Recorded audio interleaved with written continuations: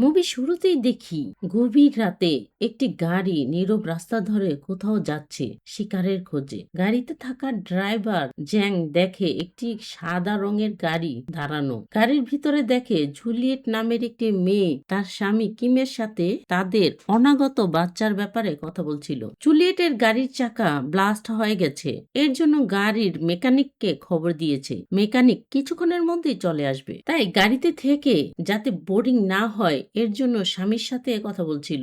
গাড়িতে থাকতে যাতে বোরিং না লাগে এর জন্য কিম জুলিয়েটকে গানও শোনায়। আরও বলে গাড়ি থেকে যাতে বের না হয়। জ্যাং এসে বলে, আপনার গাড়ি বরফের নিচে চাপা পড়েছে, আমি আপনাকে বাড়ি পৌঁছে দিতে পারবো। তখন জুলিয়েট বলে, না, আমি মেকানিক আসা পর্যন্ত অপেক্ষা করব, ধন্যবাদ। জুলিয়েটের মুখে একথা শুনেই জ্যাং এর মুখ কালো হয়ে যায়। জুলিয়েট খেয়াল করে গাড়িটি তার সামনেই দাঁড়িয়ে আছে, যাচ্ছে না। একথা বলে লাইট অন করতেই জ্যাং এসে হাতুড়ি দিয়ে গাড়ির কাঁচ ভাঙা শুরু করে। জুলিয়েট গাড়ির দরজা খুলে পালাতে গেলে জুলিয়েটকে ধরে মাথায় বারবার হাতুড়ি দিয়ে মারে। এতে জুলিয়েট অজ্ঞান হয়ে যায়। জ্যাং জুলিয়েটের রক্তাক্ত বডিকে টানতে টানতে নিয়ে যায়। এরপরই জ্যাংকে দেখি সে তার কসাইয়ের ড্রেস চেঞ্জ করে ঘরের দিকে চলে যায়। সকাল হলেই একটি ছোট্ট ছেলে পলিথিনের মধ্যে মানুষের কান খুঁজে পেয়ে তার বন্ধু জুংসুংকে ডাকতে থাকে। এরপরই হাজার হাজার পুলিশ এসে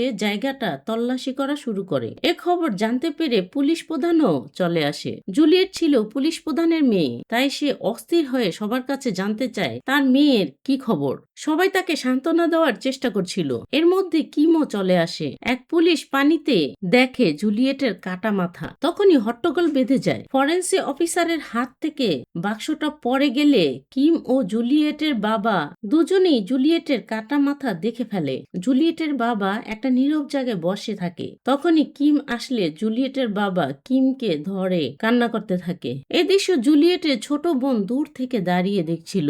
জুলিয়েটের ফিউনারালে সবাই যখন কান্না করছিল তখন কিম শপথ করে জুলিয়েটের হত্যাকারীকে শাস্তি দিয়েই সে জুলিয়েটের জন্য কাঁদবে। এরপরে কিম তার বসের কাছ থেকে 2 সপ্তাহের ছুটি নেয়। বসও তার দুঃখ ভোলার জন্য 2 সপ্তাহের সময় দেয়। কিমের এক বন্ধু কিমের মিশন জানার পর এক জিপিএস লাগানো ট্যাবলেট দেয়। কিমের শ্বশুর এসব কাজ যে ক্রিমিনালরা করেছে তাদের মধ্যে 4 জনের ফটোসহ বিস্তারিত কাগজ দেয় কিমকে। এদের মধ্যে রাতেই কিম এক ক্রিমিনালের বাসায় পৌঁছে দেখে সে ঘরে তার ঠিক করছে। তখনই কিম তাকে মেরে জুলিয়েটের গাড়ি দেখিয়ে জিজ্ঞাসা করে এই গাড়ি চিনে কিনা। তখন ক্রিমিনাল বলে আমি এই গাড়ি চিনি না। তাই কিমও বুঝতে পারে এটা সেই ক্রিমিনাল না। তাই কিম হাতুড়ি দিয়ে ক্রিমিনালের অন্য কোষে মেরে অবস্থা খারাপ করে দেয়। যে সে পুলিশের কাছে স্যারেন্ডার করে, তাকে মেরে ফেলতে বলে। সে আর বাঁচতে চায় না। পুলিশের চিফ তো একথা শুনে অবাক হয়ে যায়। এরপরে কিম দ্বিতীয় ভিকটিমের পেছনে পেছনে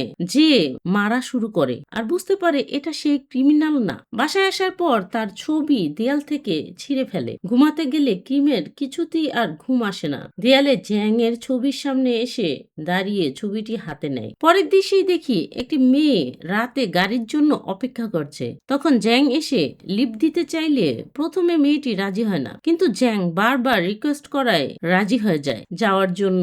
গাড়িতে উঠার পর জ্যাং এক মনে গাড়ি চালাতে থাকে। মেয়েটি কমফোর্ট ফিল করার জন্য জ্যাং এর সাথে কথা বলতে চাইলে জ্যাং কোনো উত্তর দেয় না। এরপরই পেছন থেকে হাতুড়ি এনে মেয়েটির সামনে রাখে আর মেয়েটিকে জিজ্ঞাসা করে আপনার মনে হয় না আপনি কোনো ভুল করেছেন।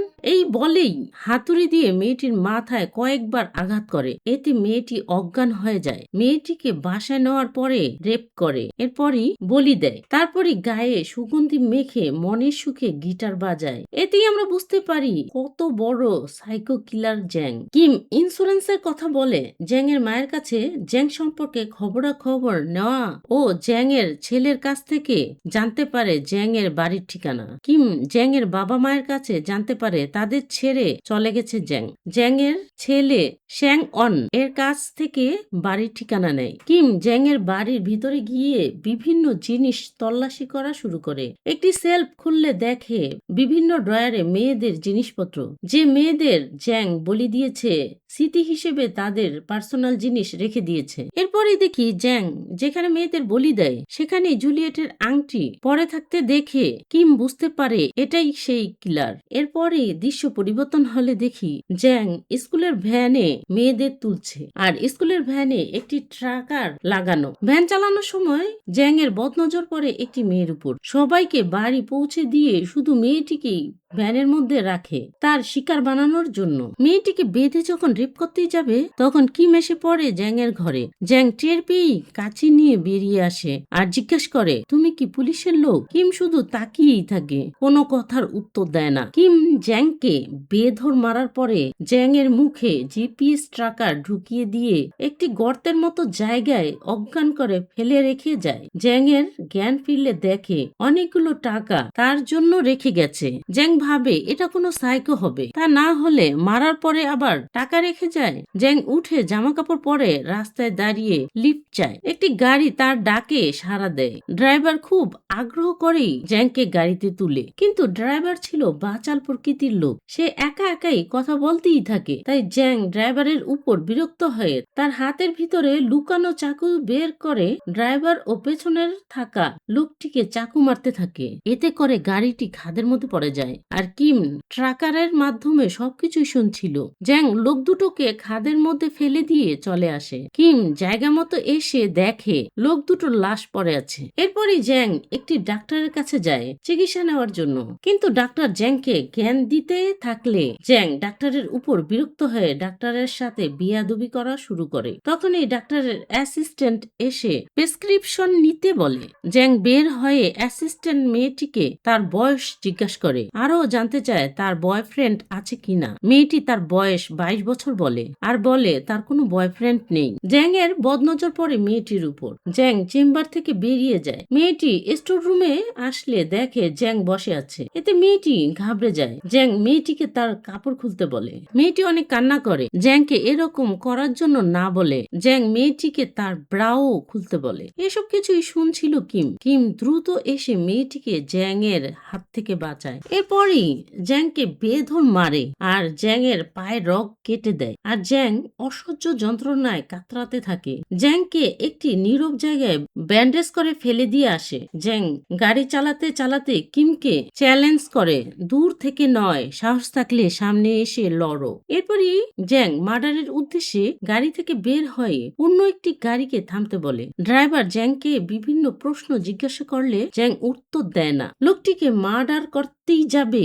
সে সময় সামনে তাকিয়ে দেখে গাড়ি ভর্তি আর্মিদের ফোর্স কোথাও মিশনের জন্য যাচ্ছে। তাই সেদিন তার মার্ডারের পরিকল্পনা পোস্টপোন করতে হয়। এরপরই দেখি কিম ও জ্যাংকে ফলো করছে। দৃশ্য পরিবর্তন হলে দেখি একটি লোক মেয়েদের রক্তাক্ত জামা কাপড় বিভিন্ন জিনিসপত্র আগুনের ভিতরে ফেলে দেওয়ার পর যে সে যায় তার পালিত কুকুরগুলোর কাছে। লোকটি বলে মানুষের গোস্ত দেখলেই মুখ দিয়ে পানি আসে আর সে কুকুরগুলোকে মাংস খাওয়াচ্ছে। সেই বাড়িতে গিয়ে জ্যাং তার সেই বন্ধু ও তার স্ত্রীর সাথে খাবার খায়। তারা দুজনে মানুষের মাংস খাচ্ছিল আর মাংসের খুব প্রশংসা করতে দেখে জ্যাং বিরক্ত হয়ে নির্বোধ বলে গালি দেয়। বন্ধু প্রতিবাদ করতে গেলে জ্যাং জানায় ভুলে যেও না আমি জ্যাং। বন্ধু আর জ্যাং এর সাথে কথা বাড়ায় না। এর মধ্যে লোকেশন ট্রেস করে কিম জ্যাং এর বন্ধুর বাড়িতেই এসে পৌঁছায় আর কিম গাড়িতে বসেই তাদের সকল কথা শুনছিল।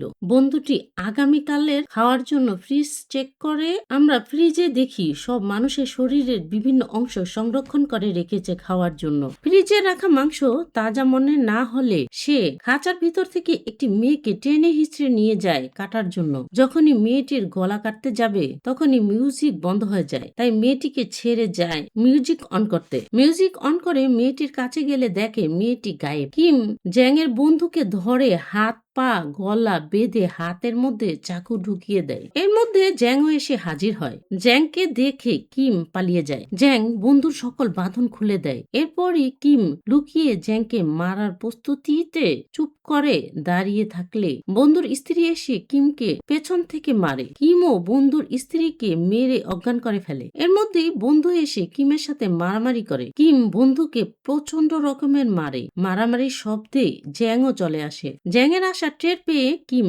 কতগুলো চুবি ফ্লোরে ফেলে দেয়। জ্যাং পা রাখার সাথে সাথেই চুবি পায়ের ভিতরে ঢুকে জ্যাং পড়ে যায়। এই সুযোগেই জ্যাংকে বেধড় মারা শুরু করে। এরপরে কিমের ডক্টর বন্ধুর কাছে নিয়ে যায় নিজের ও জ্যাং এর চিকিৎসা করার জন্য। কথায় কথায় কিমের বন্ধু জিপিএস ট্র্যাকারের ক্যাপসুলের কথা জিজ্ঞেস করে জ্যাং এর অজ্ঞান বডির সামনে। তখনই কিম চেক করতে গেলে দেখে জ্যাং অজ্ঞান, কিন্তু জ্যাং তাদের দুজনেরই কথা শুনে ফেলে আর চিন্তা করে বের করে ফেলে তাকে কিম কিভাবে ক্যাপসুল খাওয়াইছিল। ডাক্তার আরও বলে তার পাতলা পায়খানা হলেই এই ক্যাপসুল বের হয়ে যাবে। এরপরেই জ্যাং নিজেকে একটি টানেলের মধ্যে পায় আর টানেল থেকে বের হয়েই বেহায়ার মতো হাসতে থাকে আর কিমের সাথে কথা বলতে থাকে। আর কিমের সাথে কথা বলতে বলতে একটি ওষুধের দোকানে ঢুকে পাতলা পায়খানা হওয়ার এক বক্স ওষুধ নেয় আর কিমকে জানায় জুলিয়েট প্রেগনেন্ট ছিল, সে বাচ্চাটিকে বাঁচানোর জন্য খুব রিকোয়েস্ট করেছিল, কিন্তু তুমি তো জানো আমি কেমন মানুষ। দোকান থেকে বের হয়েই ওষুধের পুরো বোতল খেয়ে নেয়। কিম লোকেশন ট্রেস করতে করতে দোকানে পৌঁছে দেখে দোকানের অর্ধেক গলা কেটে রেখে গেছে। কিম তাড়াতাড়ি গলায় ব্যান্ডেজ করে হাসপাতালে ফোন দেয় আর ওই দিকে জ্যাং পাতলা পায়খানা করে সেই 40 থেকে জিপিএস ক্যাপসুল উঠিয়ে নেয়। ক্যাপসুল বেসিনে পরিষ্কার করার সময় দেখে এক পুলিশ সদস্য টয়লেটের উদ্দেশ্যে টয়লেটে গেছে। জ্যাং পুলিশকে মেরে ট্রাকার পুলিশের মুখের ভিতরে ঢুকিয়ে দিয়ে পুলিশের গাড়ি নিয়েই পালায়। কিম এসে দেখে টয়লেটের মধ্যে পুলিশের লাশ পড়ে আছে। কিম চারিদিকে খোঁজা শুরু করে। জ্যাং পুলিশের ফোন থেকে ফোন করে এসব পুলিশদের জানায় যে সে পুলিশের কাছে আত্মসমর্পণ করবে। জ্যাং এর বন্ধু হসপিটালে ভর্তি হলে কিম এসে কয়েক চড় মেরে বন্ধুকে হুঁশে এনে জিজ্ঞাসা করে জ্যাং এখন কোথায়। জ্যাং এর বন্ধু বলে জ্যাং তোমার পরিবারকে মারার পর পুলিশের কাছে আত্মসমর্পণ করবে। আরো বলে জ্যাং এর মেয়েদের মারার আগে সেক্স করতে মজা লাগে। একথা বলি পাগলের মতো হাসতে থাকে। কিম আর সহ্য না করে ওর মুখের চোয়াল ধরে টেনে 2 ভাগ করে ফেলে। জ্যাং তাড়াতাড়ি তার শ্বশুরকে ফোন করে। শ্বশুর ফোন রিসিভ করতেই যাবে তখনই পার্সেল ডেলিভারি এর বাহানায় জ্যাং ঢুকে পড়ে। জ্যাং প্রথমে কিমের শ্বশুরকে হত্যা করে। সে সময় কিমের শালি ঘরে ফিরে আসে। সে ভিতরে ঢুকেই বাবাকে ডাকতে থাকে, কিন্তু সবকিছু শুনশান মনে হচ্ছিল। এরপরই জ্যাং কিমের শালিকে রেপ করে মেরে ফেলে। কিমের এসব দৃশ্য দেখা ছাড়া আর কিছুই করা থাকে না। জ্যাং কিমকে ফোন করে বলে সে জিতেছে। পুলিশদের বলেছিল সে আত্মসমর্পণ করবে। জ্যাং যখনই আত্মসমর্পণ করতে আসে তখনই কিম গাড়ি নিয়ে এসে জ্যাংকে টানতে টানতে জ্যাং এর বাড়িতে নিয়ে যায়। বাড়িতে নেওয়ার পর জ্বলন্ত সিগারেট জ্যাং এর কপালে ধরে রাখে। এরপরই মুখের এসপার ওসপার দিয়ে রড ঢুকিয়ে দেয়। জ্যাং কিমকে বারবার মেরে ফেলতে বলছিল। পরক্ষণেই মাথা উঁচু করে বলে আমি জিতে গেছি, তুই আমাকে যতই আঘাত করস না কেন আমি জিতবো, তুই হেরে গেছো আর আমার কাছে হেরে যাবি। এ বলি হাসতে থাকে। কিম বলে আমি চাই তুমি মরণের পরও কাঁপতে থাকো। এই বলি চলে আসে। কিম আসার আগে এক ফাঁদের ব্যবস্থা করে যায়। কেউ দরজা খুললেই মাথার উপর ব্লেড পড়ে গলা কেটে যাবে। জ্যাং এর ছেলে বাবা মা এসে যখন দরজা খুলে তখনই ধর থেকে গলা ভাগ হয়ে যায়। জ্যাং এর মা বাবা এই দৃশ্য দেখে কান্না করতে থাকে আর কিমও স্ত্রীর মৃত্যুর পর এই প্রথম চিৎকার করে কান্না করতে থাকে। কিমের দুঃখে ভরা কান্না দেখিয়ে মুভির গল্পটি শেষ হয়। সবশেষে ধন্যবাদ আপনাকে ভিডিওটি শেষ পর্যন্ত দেখার জন্য।